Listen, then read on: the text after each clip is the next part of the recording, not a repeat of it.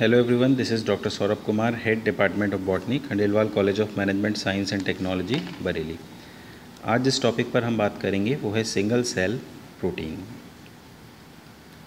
ये topic under graduate और post graduate science student दोनों के लिए ही बेनिफिशियल है। सबसे पहले हम ये जानेंगे कि प्रोटीन्स क्या हैं, प्रोटीन हमारे लिए क्यों ज़रूरी है और प्रोटीन के कौन कौन से कन्वेंशनल सोर्सेज होते हैं। जैसा कि हम जानते हैं कि जितने भी लाइफ की बेसिक फंक्शंस हैं वो सभी कुछ स्पेसिफिक प्रोटीन्स पर डिपेंड करते हैं और ये प्रोटीन्स कुछ स्मॉलर यूनिट से मिलके बनते हैं जिनको हम अमाइनो एसिड्स भी बोलते हैं। ये प्रोटीन इतने महत्वपूर्ण हैं कि इनकी जानकारी के बिना हम लाइफ को समझने की कल्पना भी नहीं कर सकते। ये प्रोटीन्स हर एक सेल में किसी न किसी प्रकार से प्रेजेंट होते हैं। जनरली इन प्रोटीन्स का फंक्शन सेल के अंदर सेलुलर कंपोनेंट्स का स्ट्रक्चरल ऑर्गेनाइजेशन का निर्माण करने में होता है। हम देखेंगे कि जितने भी एनिमल्स हैं जिसमें ह्यूमन बींग्स भी आते हैं, ये सभी सारे अमाइनो एसिड्स का निर्माण अपनी बॉडी के अंदर नहीं कर सकते हैं। कुछ अमाइनो एसिड्स को हमें बाहर से अपने भोजन के तौर पे भी लेना पड़ता है। ऐसे अमाइनो एसिड्स को हम एसेंशियल अमाइनो एसिड्स भी बोलते हैं। जो प्रोटीन्स हम अपने भोजन के साथ लेते हैं वो हमारे डाइजेस्टिव ट्रैक्ट में जा कर के हाइड्रोलाइज्ड होते हैं और जिन अमाइनो एसिड्स का निर्माण करते हैं वह पुनः रीअसेंबल होकर के कुछ नई प्रोटीन्स बनाते हैं जो हमारे सेल्स के अंदर स्टोर होती है। मुख्यतः जितने भी ऑर्गेनिज्म हैं अल्टीमेटली वो सभी प्लांट्स के ऊपर अपनी प्रोटीन की ज़रूरतों के लिए डिपेंड करते हैं, क्योंकि पौधे ही हैं जो इनऑर्गेनिक नाइट्रोजन को और ऑर्गेनिक कार्बन को मिला करके कुछ नए प्रोटीन्स का निर्माण करते हैं जिसका कि हम इस्तेमाल करते हैं। Moving towards our next slide. अब हम चर्चा करेंगे कि भोजन के तौर पर हम जो प्रोटीन लेते हैं उसकी ज़रूरत में आए बदलाव पर। हम देखेंगे जैसे जैसे कुछ देशों की जनसंख्या में वृद्धि हुई है और उसके साथ साथ जैसे जैसे क्षमता से अधिक फूड सप्लाई बढ़ी है, उसी के सापेक्ष फूड की अवेलेबिलिटी भी कुछ हद तक सीमित हुई है। इसका एक कारण ये भी हो सकता है कि क्रॉप प्रोडक्शन ज़्यादातर कुछ सूटेबल क्लाइमेट पे निर्भर करती है और ज़्यादातर देशों के पास जो एरेबल लैंड है वो ऑलरेडी फुली फार्म्ड है। कुछ कंट्री ऐसे भी हैं जहाँ पर मीट को प्रोटीन के तौर पे इस्तेमाल किया जाता है। उन कंट्रीज़ में एक कंट्रोवर्सी का विषय ये भी रहता है कि जो प्रोटीन हम मीट के तौर में जो फ़ैट लेते हैं वो हमारे लिए हेल्दी है या नहीं है। दूसरा कारण ये भी है क्या एनिमल्स को फार्म्स में रखना अननेचुरल कंडीशन में जस्टिफाइड है या नहीं है, या इस तरीके से अपनी प्रोटीन की ज़रूरतों को पूरा करने के लिए एनिमल्स को मारना ये सही है या नहीं है। अगर हम अपने ओशंस की बात करें जहाँ से फ़िश के तौर पे हमें प्रोटीन का बहुत बड़ा सोर्स मिलता है, तो वो भी आज पॉल्यूशन की वजह से धीरे धीरे डिप्लीटेड होते जा रहे हैं। Next slide. तो हमारे पास इस समस्या से निपटने के क्या वैकल्पिक रास्ते हो सकते हैं? इसका एक सीधा सा जवाब हो सकता है सिंगल सेल प्रोटीन। जैव प्रौद्योगिकी के इस दौर में जहाँ जैव प्रौद्योगिकी ने रैपिड इम्प्रूवमेंट के साथ कन्वेंशनल फूड सोर्सेज, चाहे वो हमें एनिमल से प्राप्त होते हों या प्लांट से प्राप्त होते हों, उसमें बहुत बदलाव किया है और हमारी बहुत हद तक हमारी जो फूड की डिमांड है उसको पूरा किया है। लेकिन वर्तमान समय में माइक्रो ऑर्गेनिज्म को as a source of protein के तौर पे इस्तेमाल करने की भी ज़रूरत बढ़ी है। अगर सिंगल सेल प्रोटीन को हम समझें तो सिंगल सेल प्रोटीन को हम सिंपली SCP भी बोलते हैं और इसको हम ऐसे भी डिस्क्राइब कर सकते हैं कि these are the microbial cells which are used for the proteins. Microbial cells का मतलब होता है कुछ सूक्ष्म सेल जिनकी की प्रोटीन्स को हम as a source of food for human beings और as a source of feed for farming the animals या फिश के तौर पे इस्तेमाल कर सकते हैं। वैसे तो माइक्रो ऑर्गेनिज्म में virus, bacteria, fungi, algae, protozoa, virus ये सभी आते हैं, लेकिन वायरस और प्रोटोजोआ को हम सूटेबल SCP के तौर पे इस्तेमाल नहीं कर सकते हैं। सिंगल सेल प्रोटीन के इतिहास के बारे में अगर हम बात करें तो सिंगल सेल प्रोटीन जो टर्म है वो सबसे पहले कैरोल एल विल्सन ने 1966 में दिया था। कुछ एंशिएंट समय की अगर बात करें तो अफ्रीका में सबसे पहले एल्टीज़ लेक के किनारे और मेक्सिको में कुछ लोगों ने सबसे पहले ब्लू ग्रीन एल्गी स्पाइरुलिना को सुखा करके उसको फूड के तौर पे इस्तेमाल किया।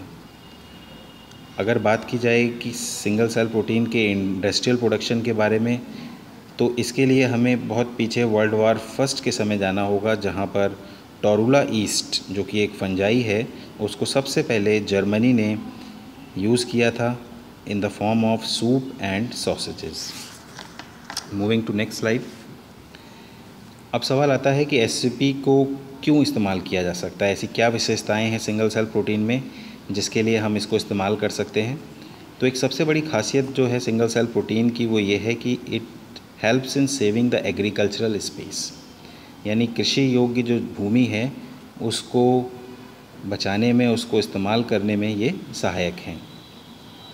ऐसा क्यों है? ऐसा इसलिए है क्योंकि सिंगल सेल प्रोटीन्स जो हैं वो ऑलरेडी जो अनसूटेबल लैंड है फॉर एग्रीकल्चर उसको इस्तेमाल किया जा सकता है और उसको इस्तेमाल करके हम उसमें एससीपीज़ का प्रोडक्शन कर सकते हैं। इसका मतलब ये हुआ कि सिंगल सेल प्रोटीन्स जो हैं वो अपने प्रोडक्शन के लिए उसको कन्वेंशनल स्पेस जो है, सोर्सेज जो है हमारी एग्रीकल्चर का, उससे कम्पीट नहीं करना होगा। दूसरा एक कारण ये भी है कि एससीपी जो हैं ये दे आर मोर एफिशिएंट, ये ज़्यादा सक्षम है in terms of amount of protein produced पर एरिया। जितना प्रोटीन का प्रोडक्शन होता है उसके लिए एससीपी ज़्यादा एफिशिएंट हैं, ज़्यादा सफल हैं। एससीपी को हम डायरेक्टली भी कंज्यूम कर सकते हैं as a source of food supplement for the human beings. SCP जो है ये एनिमल फीड के लिए भी इस्तेमाल होती है और इट कैन पार्शली, आंशिक तौर पर ये जो एनिमल्स के लिए हम प्रोटीन के सोर्सेज जैसे सोयाबीन को इस्तेमाल करते हैं उसको रिप्लेस कर सकती है, सीरियल्स को रिप्लेस कर सकती है। और ये जो प्रोटीन के सोर्सेज हैं सोयाबीन, सीरियल्स, फिर ये हम ह्यूमन बीइंग्स के कंजम्पशन में काम ला सकते हैं। Next slide. एक और कारण जो है एससीपी को इस्तेमाल करने का वो ये है कि जो ऑर्गेनिज्म है, माइक्रो ऑर्गेनिज्म है, उनका बहुत रैपिड ग्रोथ होता है, बहुत तेज़ी से ये ग्रो करते हैं, कम समय लेते हैं। जनरली जो माइक्रो ऑर्गेनिज्म हैं they grow more rapidly than the plants और द एनिमल्स। फॉर एग्जांपल अगर हम बैक्टीरिया की ही बात कर लें तो बैक्टीरिया की जो एक जनरेशन है उसका डबलिंग टाइम जो है it is as short as 20 to 30 minutes, यानी 20 से 30 मिनट में बैक्टीरिया की जो पॉपुलेशन है वो डबल हो जाती है। The mean generation time of unicellular algae, कुछ एल्गी जिनको कि हम एससीपी के तौर पे इस्तेमाल करते हैं या कुछ फंजाई जिनको हम सिंगल सेल प्रोटीन के फॉर्म में इस्तेमाल कर सकते हैं, उनका भी जो ग्रोइंग टाइम है वो भी 1 से लेकर 3 घंटे तक होता है। Next slide. अब अगर हम बात करें कुछ एग्जांपल्स की, कुछ ऐसे प्लांट्स की, कुछ ऐसे ऑर्गेनिज्म की जिसको कि हम सिंगल सेल प्रोटीन के फॉर्म में इस्तेमाल कर सकते हैं, तो उसमें से सबसे इम्पॉर्टेंट ईस्ट्स हैं कुछ जो कि फंजाई के मेंबर्स होते हैं। इसमें सेक्रोमाइसिस, कैंडिडा, ये कुछ कॉमन स्पीसीज़ हैं जो कि एससीपी के फॉर्म में इस्तेमाल किए जाते हैं। कुछ और फंजाई हैं जैसे एस्परजिलस, फ्यूजेरियम, पॉलीपोरस, ट्राइकोडर्मा, इनको भी सिंगल सेल प्रोटीन के फॉर्म में इस्तेमाल किया जा सकता है। कुछ बैक्टीरिया की स्पीसीज़ जैसे रोडोसीडोमोनाज भी सिंगल सेल प्रोटीन के फॉर्म में इस्तेमाल होते हैं। एल्गी को भी हम सिंगल सेल प्रोटीन के फॉर्म में इस्तेमाल कर सकते हैं जैसे क्लोरेला और Spirulina. Next slide. Single cell proteins evaluation and future prospect. अब हम बात करेंगे कि सिंगल सेल प्रोटीन का क्या बेनिफिट्स हैं और फ्यूचर में इसके क्या प्रोस्पेक्ट्स हैं। सिंगल सेल प्रोटीन्स का डेवलपमेंट को हम कह सकते हैं कि सही मायने में यही बायोटेक्नोलॉजी का डेवलपमेंट है। Prior to this industrial fermentation was majorly focused on antibiotics, क्योंकि इस समय से पहले जो इंडस्ट्रियल फर्मेंटेशन थी उसका एकमात्र उद्देश्य जो था वो एंटीबायोटिक्स के प्रोडक्शन का होता था और कुछ जो और प्रोडक्ट्स थे वो इवॉल्व या नहीं हुए थे।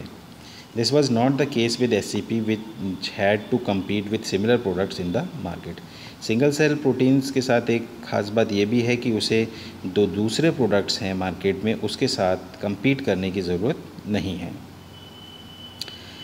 ज़्यादातर जो रिसर्च हुआ है सिंगल सेल प्रोटीन में, इसको करने के लिए ऑयल कंपनीज़ ने ज़्यादा योगदान दिया है बजाय कि फूड कंपनीज़ के, because they could take risk of high costly product out of no real expected profit, क्योंकि वो इन प्रोडक्ट्स को बनाने के लिए रिस्क ले सकते हैं।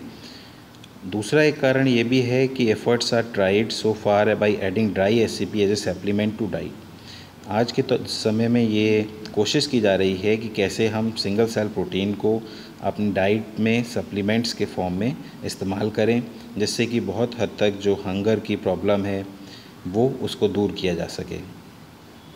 Every need food which appears in the market should have not only high nutritive value. जितने भी भोजन के पदार्थ मार्केट में अवेलेबल हैं, ज़रूरी नहीं है कि उसमें हाई न्यूट्रिटिव वैल्यू हो, but they also have satisfactory organoleptic. Organoleptic का मतलब क्या होता है? It means sensory properties of product involving taste, colour, odour and feel supplementary animals. तो इस प्रेजेंटेशन के माध्यम से हमने ये जाना कि सिंगल सेल प्रोटीन एक बेहतर विकल्प हो सकता है हमारे प्रोटीन सोर्सेज का, जिसको कि हम अपने कन्वेंशनल और ट्रेडिशनल सोर्सेज से रिप्लेस कर सकते हैं। सिंगल सेल प्रोटीन में प्रोटीन का कंटेंट भी बाकी ट्रेडिशनल प्रोटीन सोर्सेज से ज़्यादा होता है, तो एक मायने में सिंगल सेल प्रोटीन एक बेहतर विकल्प हो सकते हैं फ्यूचर में, जो कि प्रोटीन के सोर्स के तौर पे इस्तेमाल किए जा सकते हैं। Thank you very much. Hope you will understand the key points of the topic single cell protein. Thank you.